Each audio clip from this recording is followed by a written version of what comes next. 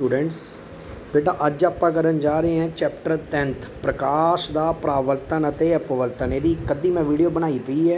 हुण आप डेली की हर रोज़ एक असाइनमेंट भी करांगे ये नाल प्रकाश का परावर्तन ते अपवर्तन। इहनूं इंग्लिश मीडियम भी करांगे तो पंजाबी मीडियम इंग्लिश परावर्तन का पहला क्या मतलब हुंदा। परावर्तन का मतलब हुंदा रिफ्लैक्शन ते अपवर्तन का मतलब हुंदा रिफ्रैक्शन।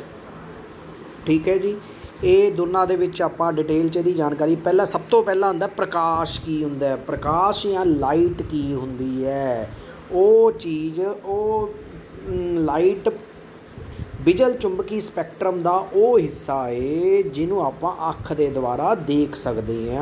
उन्होंने आपां द्वारा देखण योग हुंदा है, उन्होंने आपां प्रकाश कहते हैं। प्रकाश या लाइट कहते हैं। मेन शुरू हुंदा है बेटा प्रकाश का परावर्तन तो, या आप कह सकते हैं कि प्रकाश का परावर्तन या रिफ्लैक्शन ऑफ लाइट।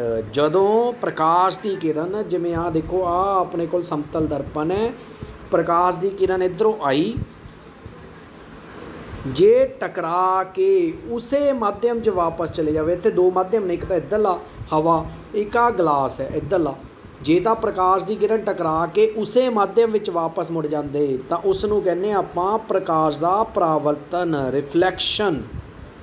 ठीक है, रिफ्लैक्शन देखो इन्हें दिखाया होया आ प्रकाश की किरण आई, आपती किरण आई, टकराई दर्पण ते इधर नूं वापस मुड़ गई उसे माध्यम च वापस, उसे दिशा च नहीं कह रहा, उसे माध्यम च। इत्थे दो माध्यम ने, एक तो हैगा हवा इधरले पासे है कंच, जे उसे माध्यम च वापस मुड़ जाती है तो उसनूं कहते हैं प्रकाश का परावर्तन। ठीक है, हुण आ जाते हैं परावर्तन के नियम किहड़े ने। परावर्तन का पहला नियम ये कहता है, परावर्तन का पहला नियम कहता है कि आपती कोण, आपती किरण ते जिहड़ा जिस बिंदु ने टकरा रहा तो लंब खिंचीए ओह ते परावर्तित किरण कि आपती किरण लंब ते परावर्तित किरण तीनों इक्को तल ते हुंदे हन, इक्को सत्ता दे उत्ते हुंदे हन। ये तो हैगा पहला नियम। दूजा नियम कहता जिहड़ा आपती किरण ते अभिलंब नाल जिहड़ा कोण बनिया इहनूं कहने आपती कोण, इहनूं आई नाल लिखदे हैं। ते अभिलंब ते जिहड़ा परावर्तित नाल जिहड़ा कोण बनिया उहनूं कोण आर कहने आ, छोटा आर। पहला नियम तो कहता तीनों इक्को तल ते हुंदे हन। दूजा नियम कहता आपती कोण ते परावर्तित कोण आपस विच बराबर हुंदे हन।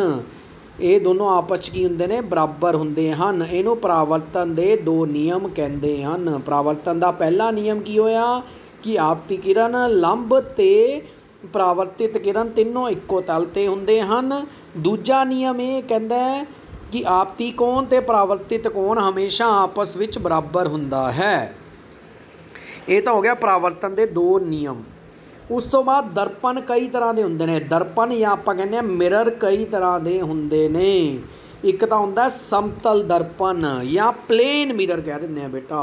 समतल दर्पण की होंगे जिमें आ दर्पण है जिदे एक पासे पेंट किया होंदा है, जिहड़ा घरे शीशा देखते हो समतल दर्पण है, ਉਹਦੇ एक हिस्से तो आप देखते हैं, जो पिछला हिस्सा उत्ते पेंट किया होंगे। पेंट करने नाल की होंदा कि प्रकाश की किरण दूजे माध्यम च नहीं जाती, रिफ्लैक्शन होंदी है, परावर्तन होंदी है, उन्होंने कहना समतल दर्पण। ठीक है जी, तो समतल दर्पण द्वारा बनया प्रतिबिंब 8वीं च कीता है। पहला तो हमेशा सीधा बनता, आप सीधा जिहड़ी चीज़ देखते हैं सीधा दे आप अपने सामने देखते हैं सीधा ही बनता, पुट्ठा तो नहीं बनता। आप जो देखते हैं आप पुट्ठे तो नहीं दिखते। एक समतल दर्पण ते बनया प्रतिबिंब पहला तो सीधा हुंदा है, दूजा अभिसारी आभासी हुंदा है कि इहनूं स्क्रीन आभासी हुंदा है। तीसरा जिन्ना वस्तु दर्पण तो दूर होगी, जिमें आ मान लो दर्पण है वस्तु इत्थे है तो यदा जिन्ना ये दूर है, मान लो ये 5 मीटर दूर है तो यदा दर्पण का प्रतिबिंब है जिहड़ा वस्तु का प्रतिबिंब वो भी 5 मीटर दूर ही बनेगा। ठीक है जी, तो जिन्ना आकार पहला है, जो मान लो 4 फुट की है तो बाद चो भी आपको 4 फुट की वो दिखूगी, यदि ऊंचाई भी बराबर होंदी है। ये हमेशा आभासी प्रतिबिंब बनता है। ठीक है जी, ये तो हो गया समतल दर्पण। गोलाकार दर्पण जिहड़े गोले दे विचों निकलते हैं उस तरह के दर्पण नूं आपां गोला है, इहदे विचों जिहड़े दर्पण निकलणगे उहनूं आपां गोलाकार दर्पण कहने हैं। हुण जिवें इहदे चों मैं एक दर्पण ये कढिया जिमें आ इन्ना हिस्सा लै लिया ਇਹਦੇ पिछले पासे इधरले पासे पेंट कर लिया तो इस तरह का इन्ने किस्से नूं कहने अवतल अवतल दर्पण। आड़े तो आ देखो आड़े दे विच आ है ना एवें बनया होया है, दैट्स वाई ये आ शेप है अवतल दर्पण।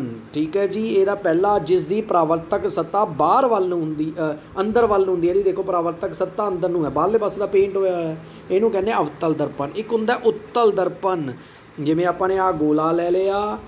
ठीक है जी। ਇਹਦਾ एक हिस्सा लिता मैं इधरला, ਇਹਦੇ अंदरले पासे परावर्तक सत्ता ਇਹਦੇ अंदरले पासे पेंट करता, ਇਹਦੀ परावर्तक सत्ता देखो बाहर नूं है, ਇਹਨੂੰ कहने हैं उत्तल दर्पण। उत्तल दर्पण। ठीक है जी। ਜਦੋਂ प्रकाश किसी पालिश की सत्ता ते पैंदा है तो की हुंदा है, तुहानूं पता ही है, ਜਦੋਂ प्रकाश किसी पालिश की सत्ता ते पैंदा है तो परावर्तन हुंदा है। अजिहे गोलाकार दर्पण नूं की कहा जाता है जिस विच परावर्तक सत्ता गोलाकार केंद्र दे तो दूजे पासे वल हुंदी है। जिवें आ है जे परावर्तक सत्ता, जिवें आ बना दीए परावर्तक सत्ता बाहरले पासे है, देखो ने क्या परावर्तक सत्ता, जिवें आ है गोलाकार दर्पण जिहदे च अपने आ बनाती जिसकी परावर्तक सत्ता गोले के केंद्र तो दूजे वल हुंदी है। यदि परावर्तक सत्ता ये देखो एवें बनूगा इधरला उत्तल दर्पण होगा, देखो यदि परावर्तक सत्ता गोले के केंद्र वल नहीं हैगी, केंद्र तो दूजे पासे हुंदी है। परावर्तक सत्ता केंद्र तो जिहदी परावर्तक सत्ता इधर नूं है, ये देखो आही चीज़ है, केंद्र तो दूजे वल परावर्तक सत्ता जिहदी सॉरी उल्टा बनाता, जिहदी गोलाकार दर्पण जिहदी परावर्तक सत्ता केंद्र वल नहीं केंद्र तो परे वल हुंदी है। जिवें आ बनाता, यदि देखो परावर्तक सत्ता इधर नूं है, केंद्र तो परे वल नूं है, तो इहनूं किहड़ा दर्पण कहने हैं, उत्तल दर्पण कहने हैं बेटा इहनूं। ठीक है। जिसकी केंद्र वल हुंदी है उहनूं आपां कहने हैं अवतल दर्पण। ठीक है जी। क्लीयर है बेटा। यही आपां इंग्लिश लिखिया, बस इन्ना क ध्यान रखना है। अवतल दर्पण नूं आपां कनकेव कहने हैं, उत्तल दर्पण नूं आपां कन्वैक्स कहने हैं, कन्वैक्स उत्तल नूं कहने हैं। ठीक है जी। बस यही सीगी इह पहली असाइनमेंट। बेटा नूं ध्यान नाल समझ के हर एक क्वेश्चन नूं तां कापी ते लिखना है, ते जे चैनल ते नवें हो बेटा सबसक्राइब कर लो।